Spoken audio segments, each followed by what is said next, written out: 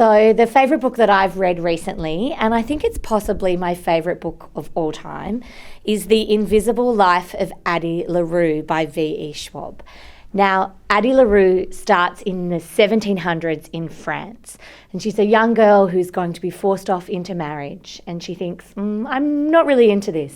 So she goes to see the local hag and she talks about her life and circumstances and that she wants more for it, and that she maybe just would like to be forgotten. And if the people that are trying to sell her off into marriage and her family pushing her into these circumstances could just forget about her for a minute. And then she goes and she prays to the gods after dark, and in the morning she wakes up and no one remembers her. So everyone in her life and everyone that she meets forgets who she is after they, say, turn around or go into another room or wake up in the morning. So this story is about how, as a young woman, would you survive? And a part of it also is that she doesn't die. So she lives for 100, 200, 300 years trying to figure out how to survive in a world where no one remembers you.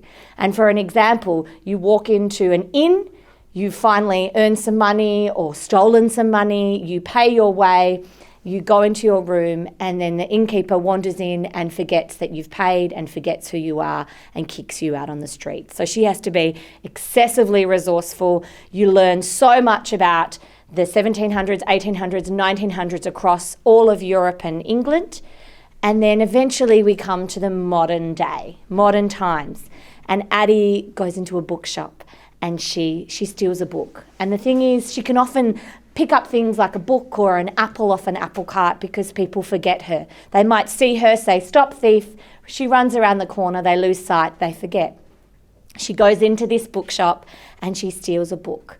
And she intends to bring it back the next day and pick another one because she's always reading, always learning. And the young gentleman in the bookshop on the second day says, "Hang on a second. What do you think you're doing? I remember you."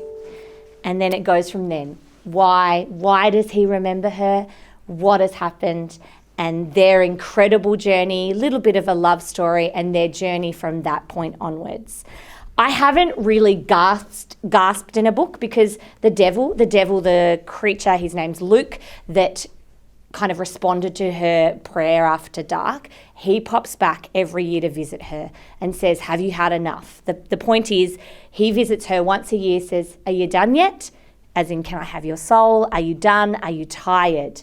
And she says, "No, I've got this life. I am determined. I will find a way."